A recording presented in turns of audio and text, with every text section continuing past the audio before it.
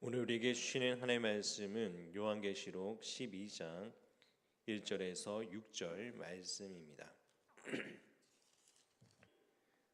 일곱째 나팔의 역할은 일곱 대접을 열어주는 것입니다. 그러나 요한계시록의 중심 줄거리는 여기서 잠시 진행을 멈추고 두 번째 삽입부부인 12절과 12장에서 14장까지의 이야기를 풀기를 시작합니다. 두 번째 삽입부인 시작되는 이 요한계시록 12장은 두 개의 이야기로 따로 진행되다가 하나로 합류되는 구조를 이루고 있습니다. 먼저 1절에서 6절에서는 땅을 배경으로 여자와 아기와 그리고 용의 이야기를 서술합니다. 그리고 7절부터는 이야기의 배경이 하늘로 올라가 천사와 용의 싸움이 12절까지 서술됩니다. 그리고 다시 두 이야기가 13절에서 합류됩니다. 오늘 본문의 말씀인 12장 1절에서 6절은 여자와 용이 나타나 대립하는데 이는 요한계시록 대표하는 이미지 중에 하나입니다. 사도 요한은 하늘에 해를 옷으로 입은 여자가 있는 환상을 봅니다. 이 여자의 발 아래에는 달이 있고 그 머리에는 12별의 관을 썼으며 아이를 해산하며 아파서 부르짖습니다. 또한 하늘에 또 다른 이적을 보였는데 머리에 7인 큰 붉은 용이 있었습니다. 이 용은 7머리에 각각 왕관을 썼으며 붉은 10개에 뿔은 10개가 달려 있습니다. 이 용이 꼬리로 하늘의 별 3분의 1을 끌어다가 땅에 던졌으며 여자가 낳은 아이를 삼키려고도 합니다. 그리고 여자가 낳은 아들이 하나님 앞과 보좌 앞으로 올라간 후에 여자는 광야로 도망하며 1206일 동안 보호를 받습니다. 이렇게 이 환상은 여자와 용의 대립을 묘사하고 있습니다. 이는 요한계시를 대표하는 이미지 중에 하나로 영적인 전쟁을 상징적으로 묘사한 것입니다. 그리고 구체적인 모습을 통해서 그 영적인 전쟁이 무엇인지를 알 수 있게 해줍니다. 먼저 1절 말씀을 우리 함께 읽도록 하겠습니다. 1절 말씀입니다. 하늘에 큰 이적을 보이니 해를 옷 입은 한 여자가 있는데 그 발 아래에는 달이 있고 그 머리에는 12별의 관을 썼더라. 아멘. 사도 요한은 하늘에 큰 이적을 보는데 이 이적은 한 여자로 어떤 것을 상징하는 것입니다. 이 여자는 태양을 옷으로 입고 발 아래에는 달이 있고 머리에는 12별의 관을 썼습니다. 여자가 해를 옷으로 입었다는 점에서 심상치 않은 모습이 있는 것을 알 수 있습니다. 해 무늬가 있는 옷을 입은 것이 아니라 해 그 자체를 옷으로 입고 있습니다. 더군다나 그 발 아래에는 달이 있고 머리에는 12별의 관을 썼습니다. 구약 성경에서는 해와 달과 별을 여러 가지 신상으로 이용됩니다. 먼저 시편 104편의 2절에서 여호와께서는 빛의 옷을 입었다라는 것처럼 해의 옷을 입은 여자는 그 위엄을 나타내 주는 것입니다. 또한 이 여자의 발 아래에 달이 있다는 것은 이 여자의 통치권을 상징하는 것입니다. 그리고 머리에 있는 7별의 관은 이스라엘 12지파를 가리킵니다. 종합적으로 봐서 이 여자는 해와 같은 위엄을 가지고 있으며 하나님의 백성의 통치권을 취하고 있습니다. 이 절을 통해서 이 여자의 상징하는 것이 무엇인지를 알 수가 있습니다. 2절 말씀입니다. 이 여자가 아이를 베어 해산하게 되매 아파서 애를 쓰며 부르짖더라. 아멘. 그런데 이 여자는 아이를 베었으며 해산의 고통으로 부르짖고 있습니다. 단순히 아이를 임신했을 뿐만 아니라 해산을 하는 고통 속에서 부르짖고 있습니다. 이러한 해산의 고통 속에서 이 여인은 구약에서는 이스라엘을 상징하는 데 사용되었습니다. 이사야 26장 17절을 보면 여호와여 잉태한 여인이 상기가 임박하여 상고를 겪으며 부르짖음 같이 우리가 주 앞에서 그와 같으리라고 말합니다. 또한 미가서 4장 10절에 보면 딸 시온이여 해산한 여인처럼 힘들어 나을지어다라고 하면서 또한 요한복음 16장 21절에 여자가 해산하게 되면 그때에 이르렀으므로 근심하나 아이를 낳으면 세상에 산 사람 난 기쁨으로 말미암아 그 고통을 다시 기억하지 아니하느니라고 합니다. 이스라엘을 해산한 여자에 비유합니다. 이에 따를 때 해산의 고통을 울부짖는 이 여자는 메시아를 기다리는 이스라엘을 상징합니다. 역사적으로 이스라엘은 바벨론 포로로 잡혀간 후에 600년간의 주권을 회복하지 못하고 외세 침략 안에서 쇠락의 길을 걸었습니다. 그러므로 그러한 중에 경건한 이스라엘 유대인들은 그 고통이 자신의 죄악됨인 것을 알고 회개하며 나아갔습니다. 메시아 길을 닦는 세례자 요한은 회개하라 천국이 가까웠느니라라고 하면서 회개하며 메시아를 예비했습니다. 누가복음에서는 시므온은 이 사람은 의롭고 경건하여 이스라엘의 위로를 기다리는 자라 성령이 그 위에 계시더라 그가 주의 그리스도를 보기 전에는 죽지 아니하리라 하는 성령의 지시를 받았더니라고 기록하면서 이스라엘 가운데 어떻게 메시아를 기다리는 사람이 있었는지를 보여줍니다. 이러므로 이 여자는 하나님의 백성이며 이는 곧 교회를 가리키는 것입니다. 또한 머리에 쓴 12지파에 상징하는 12별의 관은 하나님의 백성임을 확증하게 됩니다. 사도 요한은 이 여자를 보고 메시아가 오기까지 고통을 받는 이스라엘인 것을 알았고 또한 그것이 현재의 교회라는 것을 알았습니다. 이것이 교회의 두 측면에서 발견됩니다. 하나는 하나님의 백성이 통치권과 영광을 취하는 모습이며 또 다른 하나는 해산하며 고통함으로 울부짖는 모습입니다. 우리는 교회의 막연히 이상적이지만 해야 하는 공동체로 생각할 수도 있는데 하나님께서는 한상으로 사도 요한에게 보여준 교회는 영광을 취하지만 또한 해산의 고통으로 부르짖고 있기도 합니다. 그리고 이 교회에 대해서 3절에서 계속해서 묘사하고 있습니다. 3절과 4절 말씀을 함께 보겠습니다. 하늘에 또 다른 이적이 보이니 보라 한 큰 붉은 용이 있어 머리가 7이요 뿔이 10이라 그 여러 머리에 7관이 있는데 그 꼬리가 하늘의 별의 3분의 1을 끌어다가 땅에 던지더라. 용이 해산하려는 여자 앞에서 그가 해산하며 그 아이를 삼키고자 하더니. 아멘. 사도 요한은 하늘에 있는 또 다른 이적을 봅니다. 이 이적은 머리가 7에 머리마다 왕관을 썼으며 뿔이 10개에 달린 붉은 용입니다. 이 용은 꼬리로 하늘의 별의 3분의 1을 끌어다가 땅에 던지고서는 앞서 보았던 여자 앞에서 해산하기를 기다리는 아이를 삼키려고 하고 있습니다. 이 붉은 용은 머리에 7 있고 그리고 뿔이 10이 있으며 7 왕관을 썼습니다. 고대 세계에서는 용은 악한 세력을 상징합니다. 근데 구약에서도 창세기 에덴 동산에서 뱀으로 소개하고 또 욥기에는 리위 야단 그리고 시편에서는 라합 등 하나님의 백성을 대적하는 상징하는 데 사용되었습니다. 즉 용은 사탄입니다. 구절에서는 직접 옛뱀 사탄이라고 합니다. 이 용은 피를 상징하는 붉은색을 상징하고 있는데 피는 죽음 곧 사망을 의미합니다.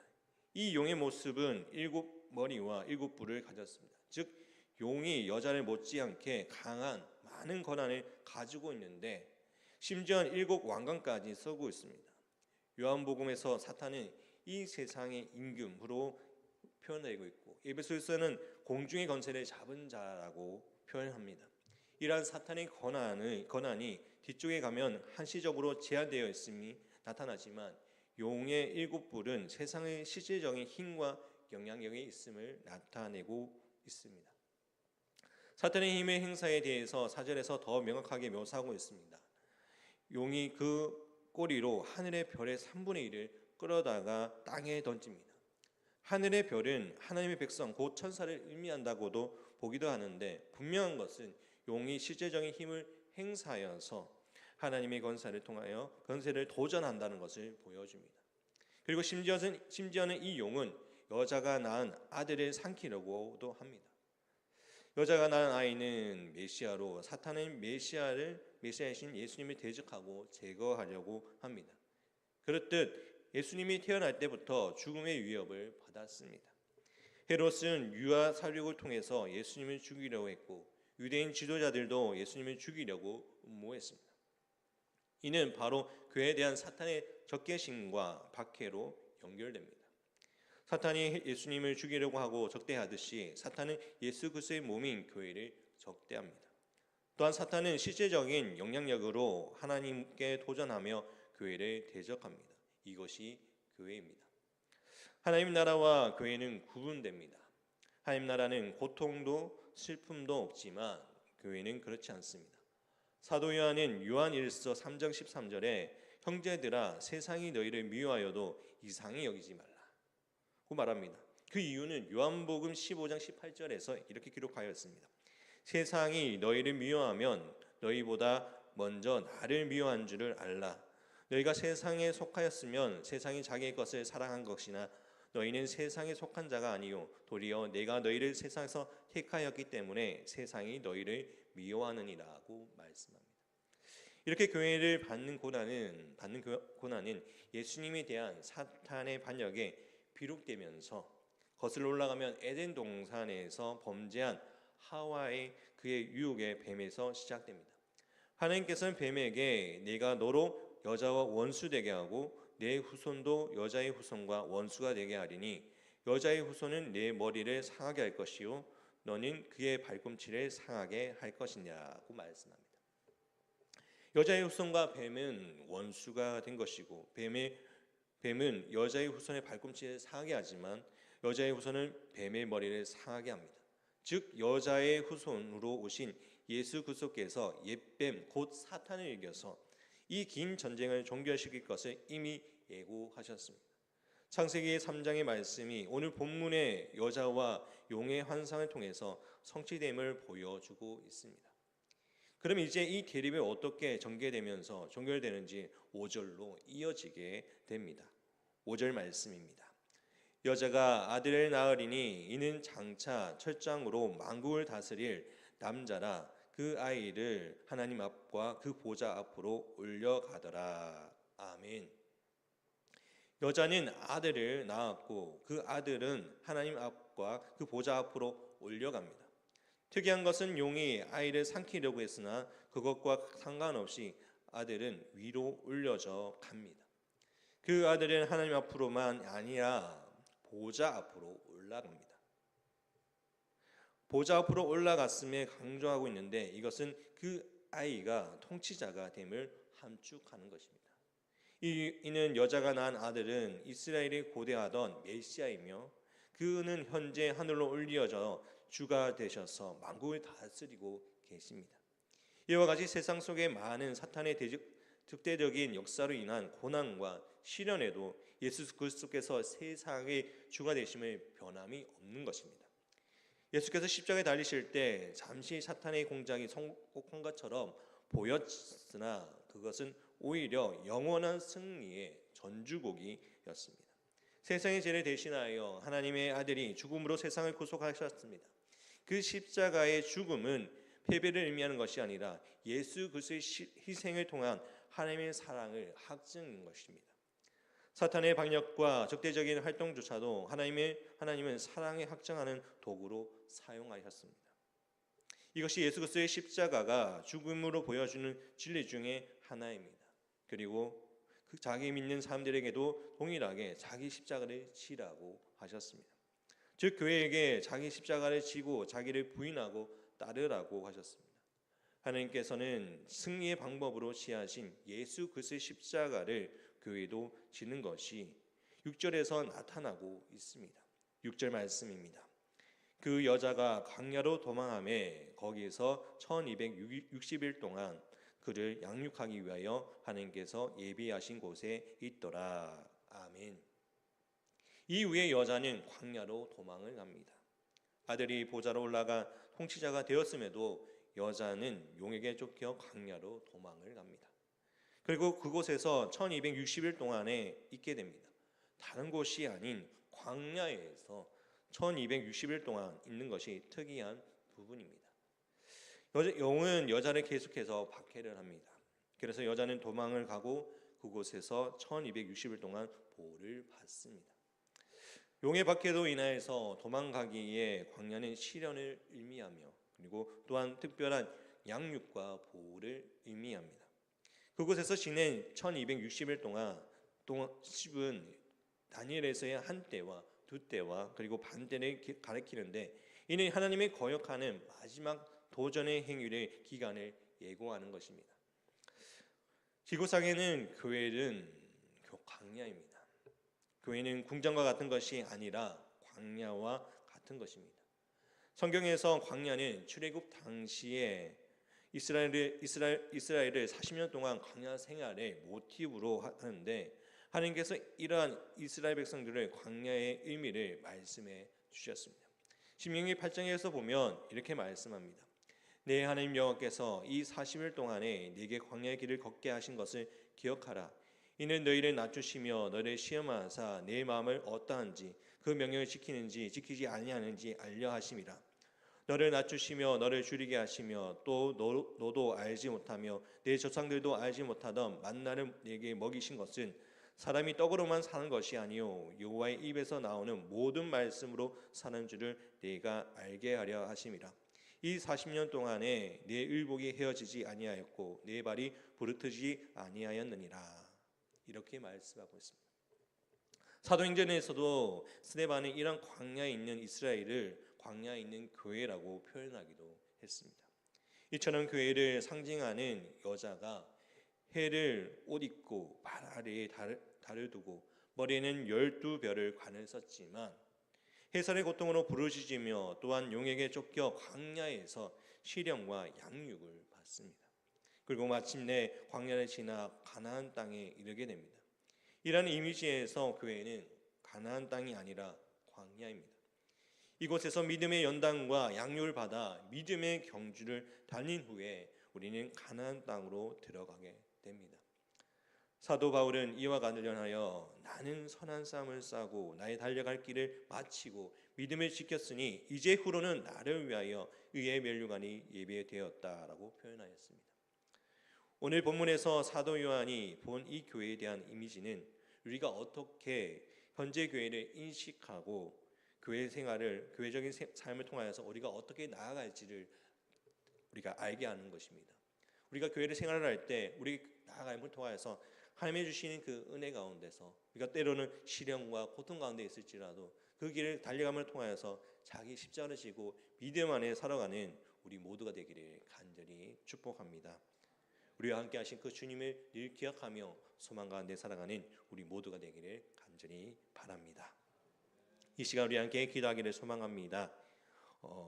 광야의 길을 여자가 도망한 광야가 무엇을 상징하는지 생각해 보시기 바랍니다. 그리고 나는 교회를 무엇을 생각하면서 살아가고 있는지 신앙생활을 하고 있는지를 생각해 보기를 원합니다.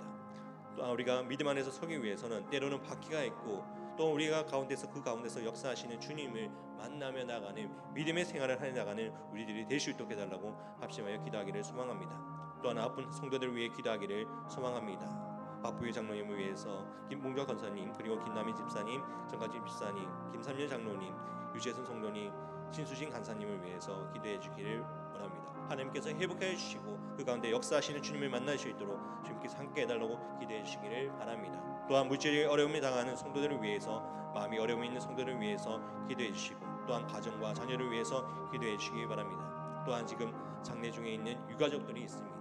하나님의 위로하심이 임하도록 함께 기도로 나아갈 수 있는 우리 함께 기도로 나아가도록 하겠습니다. 기도드리겠습니다. 사랑의 하나님 아버지, 우리의 삶 가운데 언제나 함께 하시고 아버지들을 통해 하시는 주님을 바라보며 나아갑니다. 오늘 말씀을 통하여서 아버지 우리가 주의 말씀을 통하여 때로는 힘들고 어려운 가운데 나가지만 아버지와 광야 같은 이 세상 속에서 살아갈 때 정말 아버지 저희의 믿음 안에서 오늘 나갈 수 있는 저가 되길 원합니다. 우리가 달려갈 길은 오직 주님께서 하심지 않습니까? 나는 선한 싸움을 싸우고 나의 달려갈 길은 마친 후에 믿음을 지켰으니 이제 후로는 나를 위하여 의의 면류관이 예비되었다는 말씀과 같이 이 사도 바울의 고백과 같이 우리 또한 아버지 믿음의 의를 바라보며 믿음의 경주를 해나갈 수 있는 저희들의 삶이 되게 하여 주시옵소서. 아버지와 주님의 말씀을 통하여서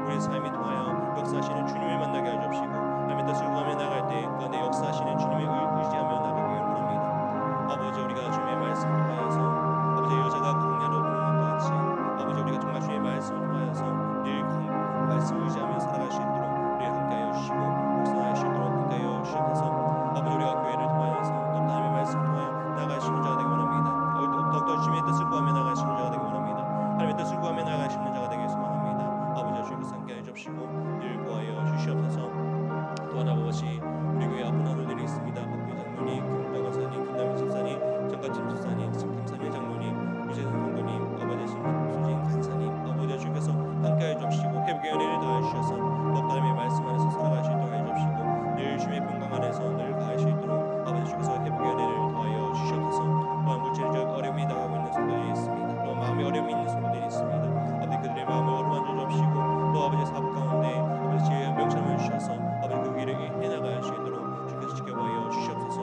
또한 주께서 함께해 주옵시고 또 믿음의 가정을 세워갈 때 그 가운데 역사하시는 주님을 바라보며 아버지 오직 주의 뜻을 구하며 나아갈 수 있도록 아버지 주께서 붙들어 주시옵소서. 아버지 믿음의 가정을 세워가며 그 가운데 또 자라는 믿음의 아이들이 어떤 말씀 안에서 강력될 수 있도록 아버지 믿음 안에서 살아갈 수 있도록 예수님의 영접함을 통하여 하나님의 자녀가 되시는 은혜를 허락하여 주시옵소서.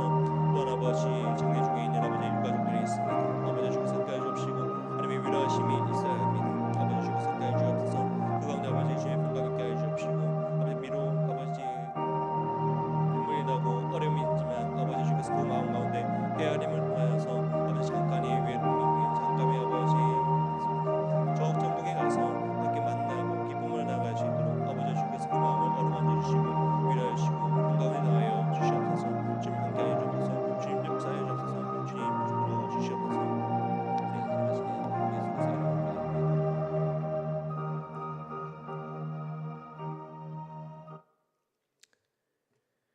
하나님의 아버지 우리를 하나님의 백성으로 삼아주시고 또한 이 땅 가운데 교회를 주심에 감사합니다. 오늘 말씀을 통해서 우리가 자신의 행복과 안위를 위한 수단으로 교회를 생각하고 있지 않는지를 돌아보게 하여 주옵소서. 사탄이 우리를 유혹해 자신을 사랑하고 세상을 사랑하도록 하지만 우리는 이 유혹을 떠나 광야인 교회로 나왔습니다. 자기를 부인하고 자기 십자가를 지며 광야와 같은 교회적인 삶을 살아가기를 우리에게 은혜를 베풀어 주시옵소서.